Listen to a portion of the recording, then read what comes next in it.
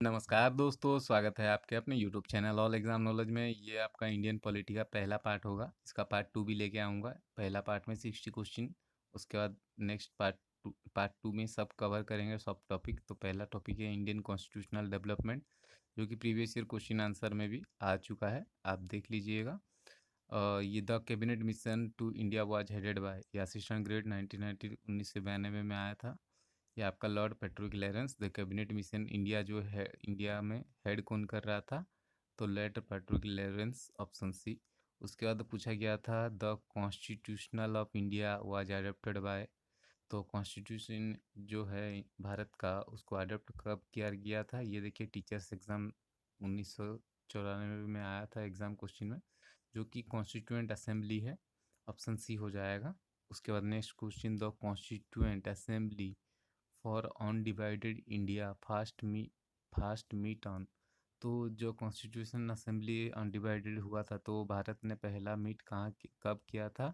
जो कि 9 दिसंबर 1946, 9 दिसंबर 1946, option B. उसके बाद next question, when the constituent assembly for the dominion of India resemble on 31 October 1947, it's reduced membership was, तो ये आपका पूछा गया है कॉन्स्टिट्यूटिव असेंबली में डोमिनियन भारत ने रिसेंबल किया था 31 अक्टूबर 1947 को, तो कम करके कितना मेंबरशिप कर दिया गया था? 299, ऑप्शन ए हो जाएगा। और इसके बाद नेक्स्ट क्वेश्चन देख लेते हैं, who among the following was the constituent adviser of the constituent assembly of India, तो भारत के कॉन्स्टिट्यूएंट असेंबली बनाने में कॉन्स्टिट्यूशन एडवाइजर कौन थे पहले? जो कि डॉक्टर BN राव हो जाएगा इसका आंसर। उसके बाद next question, the constitution of India was enacted by a constituent assembly set up, तो भारत में कॉन्स्टिट्यूशन को कॉन्स्टिट्यूएंट असेंबली में कब सेटअप किया गया था? किसके मिशन के अंदर, किसके अंडर किया गया था? ये under the cabinet mission plan 1946, option B इसका आंसर हो जाएगा। उसके बाद the constituent assembly which form the constitution for independent India was set up in, तो कब सेटअप हुआ था? 1946 में भारत का कॉन्स्टिट्यूशन इंडिपेंडेंट होने का सेटअप किया गया था, 1946, ऑप्शन बी याद रखिएगा। उसके बाद who presided over the inaugural meeting of the constitution assembly of India, तो जो कॉन्स्टिट्यूशन असेंबली का इंटरग्रुअल मीटिंग का कौन मतलब लीड कर रहा था? तो जो कि ऑप्शन ए सच्चिदानंद सिन्हा, याद रखिएगा। उसके बाद next question, who among the following was the chairman of the drafting committee of the Indian constitution, तो ड्राफ्टिंग कमेटी, भारत के ड्राफ्टिंग कमेटी के चेयरमैन कौन थे? तो doctor Bhimrao Ambedkar, option D हो जाएगा इसका आंसर। उसके बाद how long did the constituent assembly take to finally pass the constitution, तो कितने दिनों के बाद कॉन्स्टिट्यूशन असेंबली में फाइनल हो गया कॉन्स्टिट्यूशन बनाने के लिए? तो ऑप्शन डी अबाउट 3 साल, 3 साल लग गए पूरा, 9 दिसंबर 1946 तक।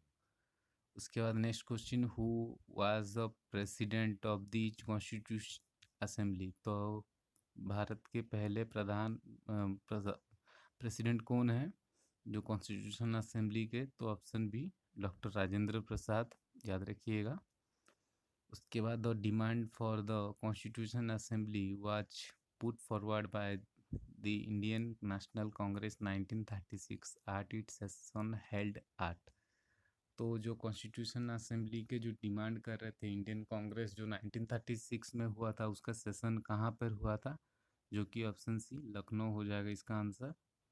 उसके बाद next question, the constitution assembly arrive at decision on the various provision of the constitution, तो ऑप्शन सी बाय कॉन्सेंसस, याद रखिएगा, ऑप्शन सी हो जाएगा। उसके बाद the most profound influence on the drafting of the Indian Constitution was exercised by the, तो option C government of India act 1935। उसके बाद मैच द फॉलोइंग, ये देख सकते हैं, इधर लिखा हुआ है आपका कमिटी ऑफ कॉन्स्टिट्यूशनल असेंबली, इधर चेयरमैन, इधर drafting committee, committee of fundamental and minority rights, union constitutional committee, working committee. इधर चेयरमैन में सरदार वल्लभ भाई पटेल जी, जवाहरलाल नेहरू जी, ये आपका कन्हैया लाल मुंशी और बी आर अम्बेडकर। तो ये नीचे दिया गया है, अब बताइए क्या होगा। ये आपका हो जाएगा ऑप्शन डी 4 1 2 3। तो ये देख सकते हैं 4 हो जाएगा। B R Ambedkar drafting committee में थे। उसके बाद कमेटी फंडामेंटल एंड माइनॉरिटी, ये आपका सरदार वल्लभ भाई पटेल जी थे। उसके बाद यूनियन कॉन्स्टिट्यूशनल कमेटी आपका मुंशी जी हो जाएंगे। और वर्किंग कमेटी आपका ये आपका मुंशी जी हो जाएंगे वर्किंग कमेटी। और यूनियन कॉन्स्टिट्यूशन कमेटी का जवाहरलाल नेहरू हो जाएंगे। तो 4 1 4 और ये 1 और ये 3 और ये 3, 4 का 3, ये 3 का 2, ये आपका ऑप्शन डी हो जाएगा, याद रखिएगा। उसके बाद which of the following statement is correct, ये आपका IAS 2004 में आया था। तो option A, the constituent assembly of India was elected by the provincial assembly in the year 1946। उसके बाद मैच द फॉलोइंग देखिए, ये आया हुआ है। तो इसका आंसर हो जाएगा ए का हो जाएगा 4। ये आपका जुलाई 2020 22 जुलाई 1947 को adoption of national flag by the constitution assembly दिया हुआ है। और उसके बाद ये हो जाएगा आपका पहले का 4। उसके बाद 2 का हो जाएगा 1, जो कि जनवरी 24 1950 को हुआ था, adoption of national song by the constitutional assembly, याद रखिएगा। उसके बाद आपका हो जाएगा 3 नंबर का 2, जो कि adoption of national flag emblem by the government, जनवरी 26 1950 को। और आखिरी वाला हो जाएगा 3, adoption of national calendar by the government. उसके बाद ये आपका ऑप्शन ए हो जाएगा। उसके बाद which of the following is are correctly match, तो करेक्टली मैच हो जाएगा आपका ऑप्शन डी 1 एंड 3। 1 एंड 3 आपका सही है, जो कि Indian national song Vande Mataram है, इंडियन नेशनल एनिमल टाइगर है, याद रखिएगा। 1 एंड 3 हो जाएगा। इसके बाद next question, the design of national flag was adopted by the constituent assembly of India in, तो ये हो जाएगा आपका C, July 1947। Next question, which of the following are principal feature of government of India act 1919, तो option D 1 3 and 4 हो जाएगा। Introduction of that in the executive government of the provinces. उसके बाद थर्ड वाला हो जाएगा devolution of legislative authority by the centre of the provinces. और last वाला expansion and reconstitution of central and provincial legislature, option 4। तो option D हो जाएगा इसका answer. Next question, which of the following proved to be the most short-lived of all the British constitutional experiment in India, तो option B Indian council act 1909। उसके बाद who one of the following act formally introduce the principle of election for the first time, तो option है Indian council act 1909। उसके बाद next question, which of the following feature do not contribute to making the Indian constitution the bulkiest in the world, तो इसका answer बताइए कि नीचे दे दी गया है। इसका हो जाएगा 2 and 3। It codified the rights and privilege of the member of parliament and state legislature. And आपका 3 हो जाएगा, it emulate all types of Indian citizenship and how it can be terminated, C हो जाएगा। उसके बाद next question, which of the following statement is are not correct about the objectives resolution, तो option C 3 and 4, the form the basics for the chapter on fundamental rights. उसके बाद 4, it called for the establishment of A socialist and the secular polity. Next question, which of the following item is wrongly matched, तो wrongly match पूछा गया है। Option A इसका wrongly match है, 9 दिसंबर 1947 constitutional assembly first meeting गलत है ये, 1946 को हो गया था, बाकी सब सही है।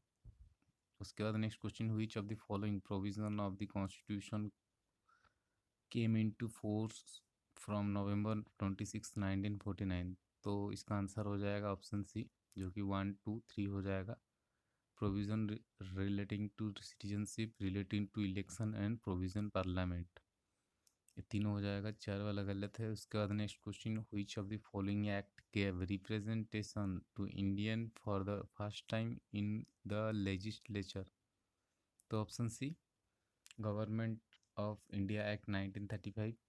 उसके बाद next question, the crown took the government of India into its own hand bye.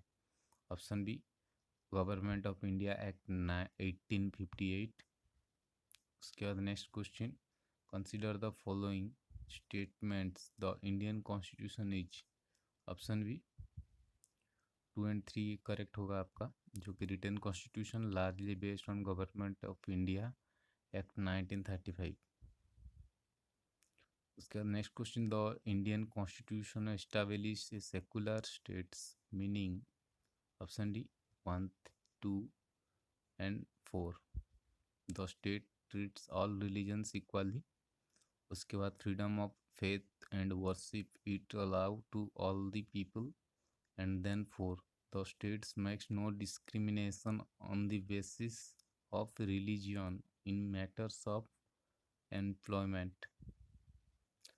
Then 31, the nationalist demand for a constitution assembly was for the first time consented by the British government through indirectly and with reservation in the option B August offer में दिया गया था ये प्रस्ताव। उसके बाद next, which of the following was adopted from the Maurya dynasty in the emblem of the government of India। तो option है 4 लाइन उसका के इंस्पायर होकर लिए थे। The office of governor general of India was created by. तो देखिए ये आपका आया था प्रीवियस ईयर क्वेश्चन, इसका आंसर हो जाएगा गवर्नमेंट ऑफ इंडिया एक्ट 1858। उसके बाद next, who among the following is known as the father of the Indian constitution. Option है B R Ambedkar, father of constitution, Indian constitution बुलाया जाता है इनको। ग्रैंड ओल्ड मैन याद रखिएगा, दादा भाई नौरोजी को बुलाया जाता है। The mister Attlee, prime minister of England, announce the transfer of the power of Indian. तो ऑप्शन सी, जून 1948, और जब भारत इंडिपेंडेंस हुआ था तब एटली का सरकार था इंग्लैंड में। Next question, who propose the preamble before the drafting committee of the constitution. इसका आंसर है Jawaharlal Nehru. Then 37, which of the following is correct regarding the Indian constitution। option C, it is a mixture of several constitution। 38, match the following, ये आपका match the following option D हो जाएगा, 3 1 2 4, 3 1 2 और ये 4 हो जाएगा। Then next question, the amendment procedure laid down in the constitution of the India is on the pattern of। तो option C, constitution of South Africa. उसके बाद the first session of the constituent assembly was held in. तो option D, New Delhi. Who among the following was the chairman of the union constitution committee of the constitution assembly. ये आपका IAS 2005 में आया था, इसका सी हो जाएगा जवाहरलाल नेहरू। उसके बाद next question, who among the following was not a member of the constituent assembly. तो ऑप्शन सी, लोकनायक जयप्रकाश नारायण। उसके बाद which of the following is are correct is are feature of the federal state. NDA 2008 में आया था, option A 1 only, the power of the central and the state constituent units government are clearly laid down। Then 44, who was the first foreign minister of free India। तो option है जवाहरलाल नेहरू थे। उसके बाद next, under Whom among the following was the first draft of the Constitution of India prepared in October 1947 by the advisory branch of the Office of the Constituent Assembly? तो 2006 IAS exam का ये question है, BN Rao. उसके बाद next question, which one among the following is a fundamental duty of citizen under the Constitution of India? CDS 2012 में आया था, इसका आंसर सी हो जाएगा, to defend of the country and the return national service when called upon to do so.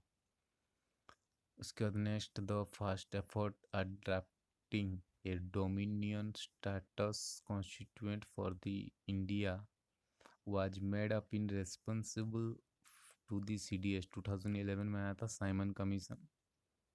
उसके बाद next 48, the constituent of the India divided the states of India in category A, B, C and D in the year 1950 in this constraint which of the following statement is are correct? 2011 में आया था, इसका सी हो जाएगा answer, the governor was the executive head by the category A state and राज्य प्रमुख was the executive head of the category B state. The chief commissioner was the executive head of the category C and D state. उसके बाद 49 देख लेते हैं, the constitution of India was formulated on January 26, 1950 because option A, this day was being celebrated as the Independence Day since 1929. तो 1929 में पहले ही मना दिया गया था।